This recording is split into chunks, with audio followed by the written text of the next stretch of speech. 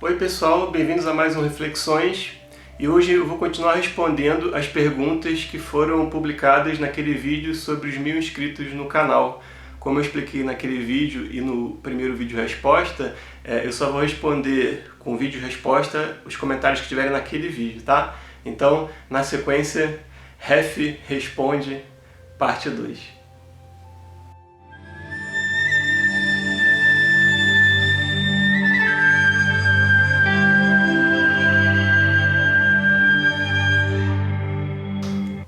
Bem, nesse vídeo aqui eu vou agrupar algumas perguntas porque eu imagino que as respostas vão ser mais curtas do que naquele primeiro.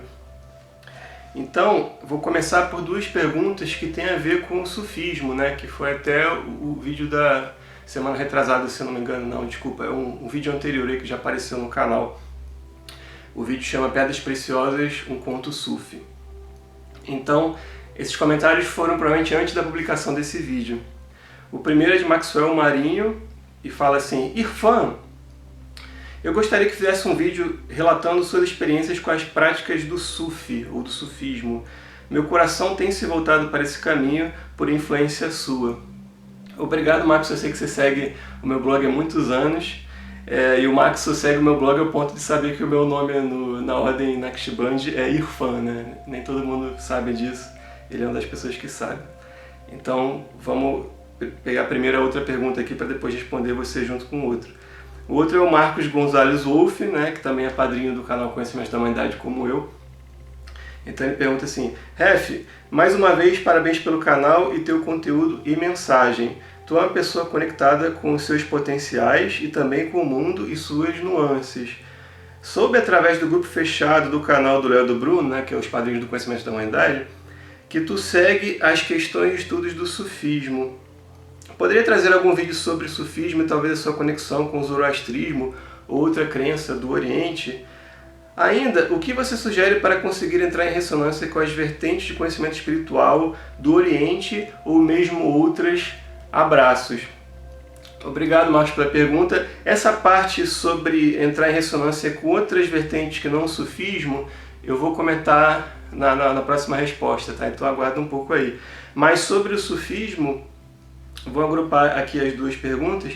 Bem, o Maxwell pediu um vídeo sobre sufismo, então ele já apareceu, né, como eu falei, chama, vou botar aqui em cima o link, vai estar aqui embaixo também talvez, chama Pedras Preciosas, um conto sufi.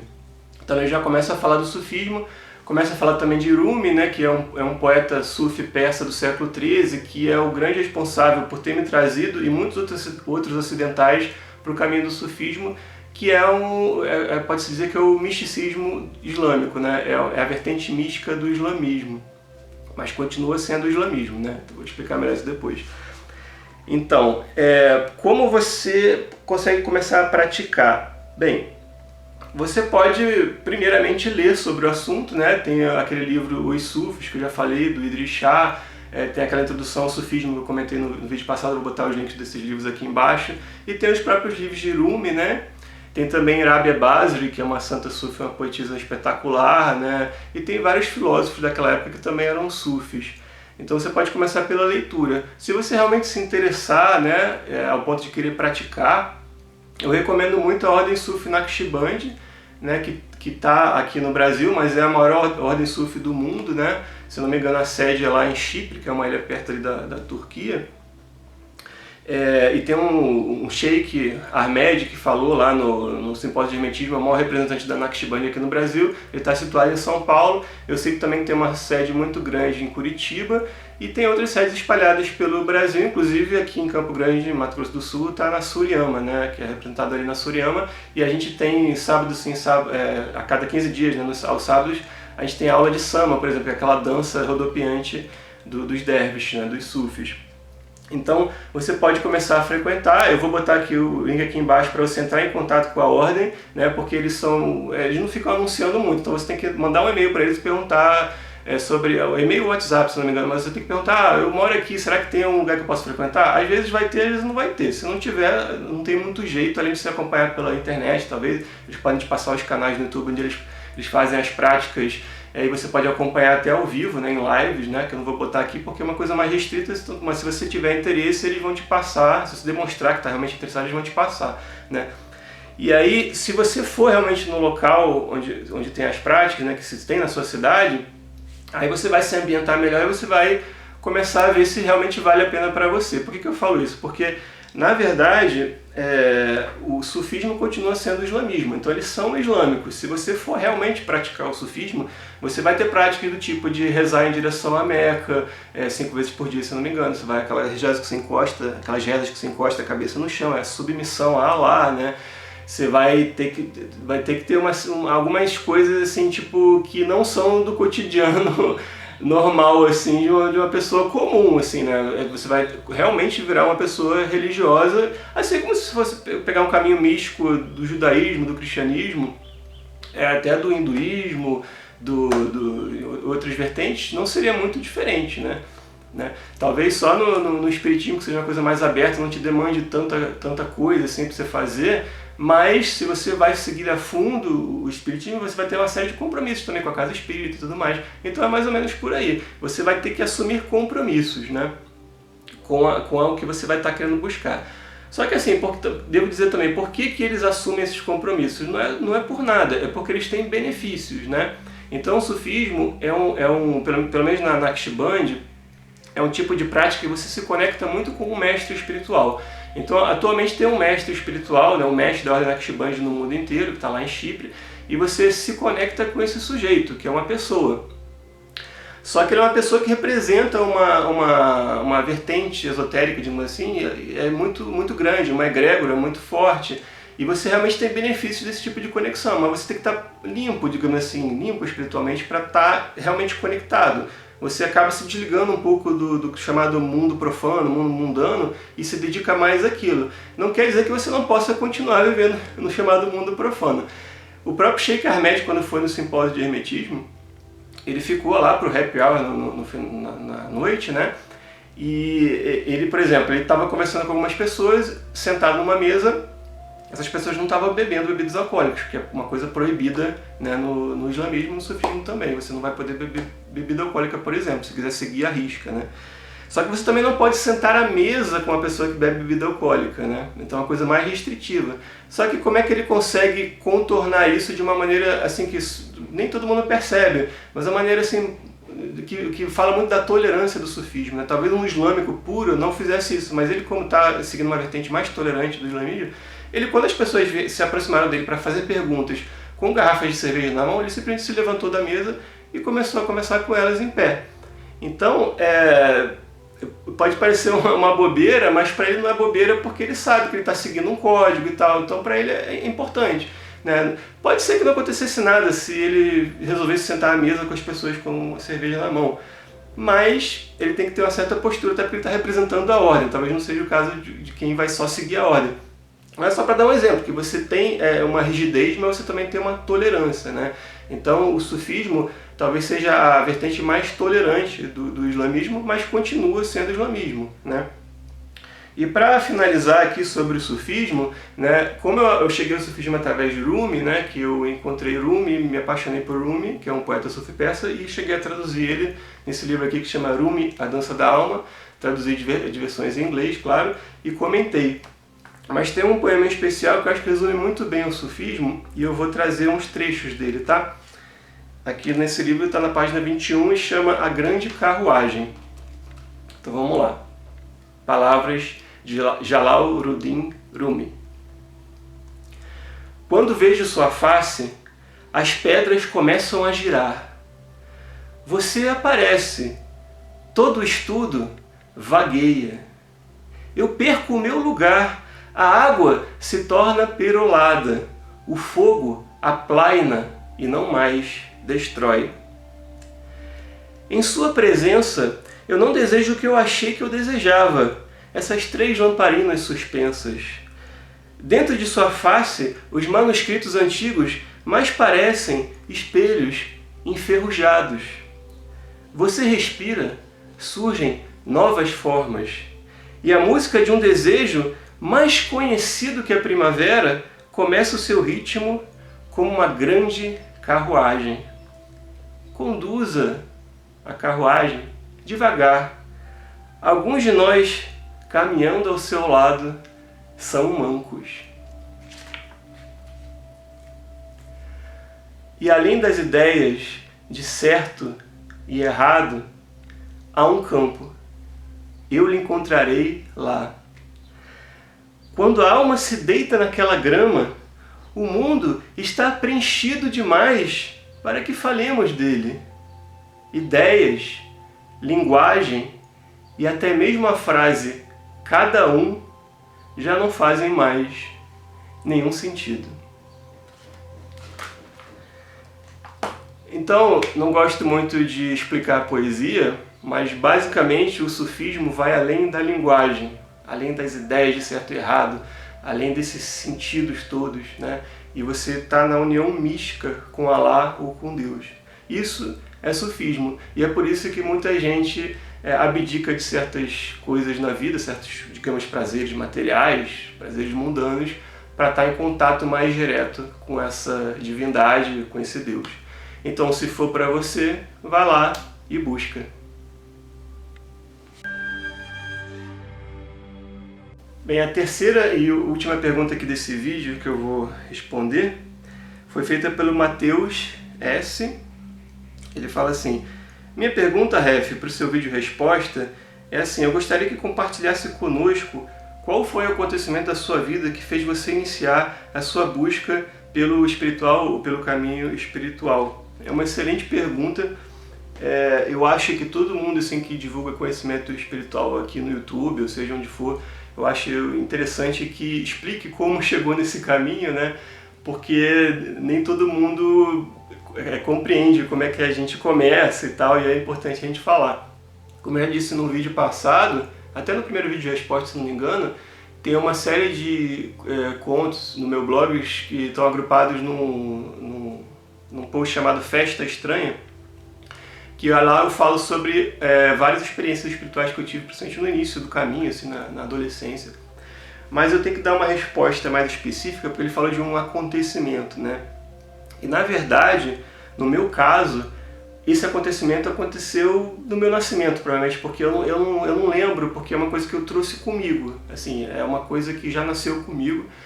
E aí, inclusive, é por isso que eu me preocupo em falar sobre ceticismo, em entender que as pessoas não acreditam em certas coisas e deixar claro que ninguém é obrigado a acreditar nas coisas, você tem que questionar. Porque no meu caso, talvez tenha sido mais fácil de eu começar a acreditar em certas coisas, porque eu já trouxe comigo.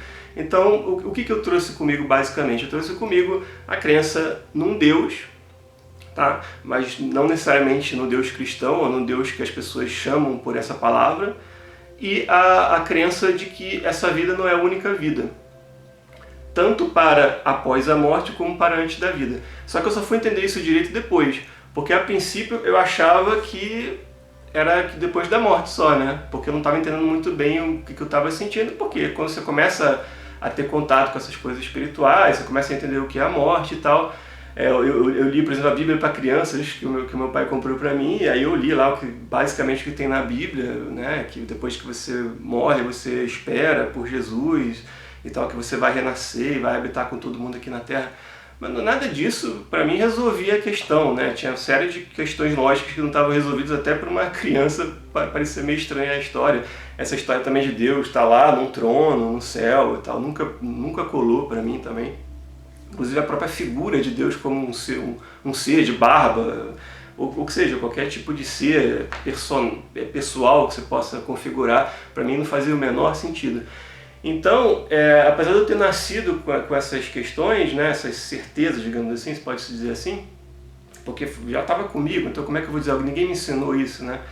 Então, para mim, é uma coisa muito forte.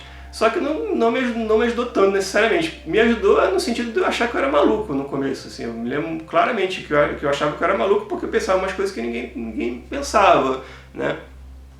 Então passou muito tempo assim, e quando eu comecei a estudar espiritismo, por exemplo, já na adolescência, começou a fazer um pouco mais de sentido as coisas para mim, principalmente a questão da reencarnação. Então essa parte dessa vida não ser a única vida foi meio que resolvida assim. Eu entrei no estudo do espiritismo, né? E aí eu comecei a entender melhor. Inclusive, eu morava no Rio de Janeiro nessa época, eu frequentei muito o Teatro Vanucci, no Shopping da Gávea, que até hoje tem encontros espiritualistas toda quarta-feira, 7, 7h15 da noite, então recomendo muito para vocês, porque é um teatro, mas também, de certa forma, é uma igreja espírita, se podemos dizer assim, ou uma casa espírita dentro de um teatro. Mas só nesse horário, tá? Depois são peças, às vezes tem peças espíritas, mas aí é um teatro normal. Mas toda quarta-feira, 7, 7h15 da noite, tem encontros maravilhosos lá, né? Inclusive bem ecumênicos, né? Eles chamam gente de tudo quanto é religião para falar lá, né? Eu já vi evangélicos, pastores evangélicos falando lá. Foi lá que eu conheci o professor Hermógenes, da yoga, que eu já comentei aqui no canal. Enfim, não vou entrar em muitos detalhes, que depois eu posso falar especificamente do espiritismo. Mas, aí, através do espiritismo que eu entendi que tinha reencarnação, aí, não sei se foi por causa de que eu descobri que a reencarnação é uma coisa muito mais antiga, né? Muito mais antiga até do que o próprio cristianismo, o próprio espiritismo. Aí eu comecei a tentar ler outras coisas, né? Para tentar entender melhor. Então eu fui atrás de algumas livrarias, né? Lá no Rio mesmo, e fui encontrando coisas excepcionais, muitas pela Editora Pensamento, que eu devo muita gratidão à Editora Pensamento por ter publicado. Mas hoje em dia eu vou divulgar os meus aqui, porque eu já traduzi tudo também, né? Eu traduzi o Bhagavad Gita, A Sublime Canção da Grande Índia, que é um pequeno trecho do Mahabharata, que é um grande épico do hinduísmo, mas para mim é o maior livro que eu já li, como eu já falei naquele vídeo sobre os 10 livros sagrados, né? Então esse aqui eu traduzi do Sir Edwin Arnold, versão inglesa. Tem o Tao Te Ching, do Taoísmo, que eu traduzi do James Ledge, versão inglesa também, mas que eu também, primeiramente, li pela Editora Pensamento. E eu costumo dizer que se eu tivesse uma religião única, né, se eu fosse obrigado a escolher uma só religião, eu escolheria o taoísmo, porque também o taoísmo é muito mais filosofia que religião, talvez por causa disso, né? Eu sou mais filósofo do que religioso, então o taoísmo me interessa mais. Também fui atrás dos evangelhos gnósticos, então, e apócrifos, né, como dizem. Então, principalmente o evangelho de Tomé é muito importante para mim também. Eu canso de repetir aqui trecho do evangelho de Tomé, principalmente aquele que fala que o reino de Deus está espalhado pela terra, mas os homens não veem, né? Então tá aqui isso é do evangelho de Tomé. Depois também encontrei o budismo e recentemente traduzi o Dhammapada, que é tipo uma introdução ao budismo, né? E aí mais pra frente eu encontrei o hermetismo e traduzi também o Kaivalho, né? Com a tradução ficou bastante conhecida aqui recentemente no Brasil. E aí isso é tudo parte teórica, né? Então, mas foi importante eu passar por toda essa pesquisa, porque o que aconteceu? Eu entendi que, na verdade, a religiosidade humana, a espiritualidade humana, ela perpassa todos os povos, todos os tempos, né? E muitas religiões diferentes. Foi aí que eu cheguei lá no xamanismo ancestral e comecei a entender que, na verdade, tudo vem da magia antiga, né? Tanto a religião, quanto a filosofia, quanto a ciência e todas as formas de arte vieram do que era chamado na época xamanismo, né? Na verdade não tinha nome, né? Mas a gente chamou de xamanismo e eventualmente foi chamado de magia, mas eu concordo com Alan Moore quando ele diz que magia é arte e arte é magia. Então tudo que a gente faz com a imaginação humana é magia. Então, mas eu fui compreender isso muito tempo depois, né? Então, o que eu posso dizer que catapultou o início do meu caminho foi coisas que já vieram comigo, né? Então, eu tenho muito cuidado e muito respeito assim, na divulgação do que eu faço nesse campo espiritual, né? Tem muita gente que já trabalhou comigo, que nunca soube que eu tinha esse caminho espiritual. Tem gente da minha família que não sabe e tal.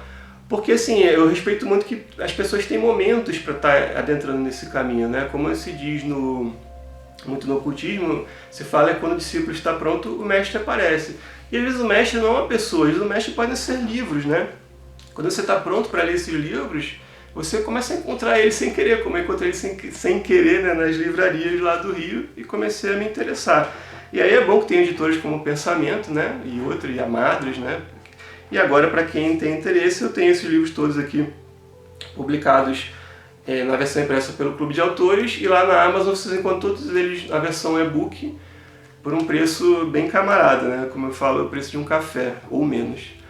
Então, e eu tento trazer só esses grandes livros mesmo, né? Que me ajudaram muito na minha caminhada, e eu comecei realmente pelos que eu gostei mais, né? E os que mais me impactaram. Mas é o que eu vinha falando, mas nem todo mundo está preparado para ter esse contato com o caminho espiritual. Às vezes a pessoa vem para esse mundo, para essa vida, para desenvolver outras questões, outras habilidades, né? Às vezes ela está focada na ciência, por exemplo, numa coisa mais técnica, na engenharia, e ela precisa desenvolver alguma coisa ali da lógica, do conhecimento dela, e não necessariamente ela precisa estar muito preocupada com a parte espiritual, se vai ter vida após a morte, se vai deixar de ter. Então, assim, eu defendo muito aquela questão de viva e deixe viver, que é uma que vem também do sufismo, uma tolerância, né? Então, se a pessoa quer estar no caminho, ela vai te buscar, você vai falar o que você faz, se ela se interessar, ela segue. Como quem está interessado em me seguir aqui, se inscreve no canal e me segue. Ou como segue meu blog, tem gente que segue meu blog há anos. Mas eu não vou obrigar alguém assim, a seguir. Assim, por mais que eu ache que isso me ajudou, que tem muitos ensinamentos morais e que podem melhorar a sua relação com a sua própria vida, que é importante, eu acho muito importante, por isso que eu estou divulgando aqui, mas eu não acho que todo mundo é obrigado a ser evangelizado, sabe? Por isso, assim, porque se você não souber disso daqui, você não vai conseguir ser feliz na sua vida. Não acredito, não creio nisso. Eu creio que as pessoas têm momentos na vida, então você tem vidas e vidas, tem vidas que servem para focar numa busca de sentido interior, no caminho espiritual, tem vidas que servem para você focar em outras coisas. Agora, o que acontece no mundo atual, onde a gente está meio que perdido da religiosidade, de certa forma, no presente no Ocidente, ou como Nietzsche falou há mais de um século, que Deus está morto, né? Quer dizer, ele não é que ele matou Deus, ou que Deus realmente está morto. Quer dizer que Deus está morto porque a gente não tem mais esse contato com a religiosidade como a gente tinha antigamente, e a gente ficou meio perdido, né, nesse sentido. Porque você tinha um contato muito ortodoxo, né, com Deus, que era aquele contato que tinha um intermediário, que era o pastor, o padre, que ele falava em nome de Deus para você e estava tudo ali certinho para você seguir. Agora, esse padre você já abandonou, e de repente o próprio Deus, você também o Ocidente meio que abandonou aquela ideia de Deus e ficou uma coisa meio dispersa. Então não é simples você encontrar o seu caminho nessa dispersão toda, né, de informações e tal. Por isso que aí as pessoas que estão realmente buscando, que se sentindo tocadas assim, por um caminho espiritual, aí sim, aí você vem e começa a estudar essas coisas todas, e a gente tem que ser o mais tolerante, mais abrangente possível, né, para conseguir trazer elas para um caminho assim que sirva para elas. Agora, se você quiser seguir um caminho específico, como eu falei ali no sufismo, mais ortodoxo, aí você tem que se entregar ao caminho realmente, que não dá para você seguir mais ou menos, né? Então você vai ser um sufi honorário como eu, né? Porque como eu sigo vários caminhos, né? Eu costumo dizer que eu sou um turista de egrégoras, e agora talvez eu tenha me tornado um mensageiro de egrégoras, mas eu estudo muitas religiões e eu não consigo realmente seguir profundamente nenhuma delas. Isso é um problema, o mesmo problema que passou Joseph Campbell, né? Mas isso é uma coisa que para minha vida funciona, porque eu acho que é isso que eu tenho que fazer, né?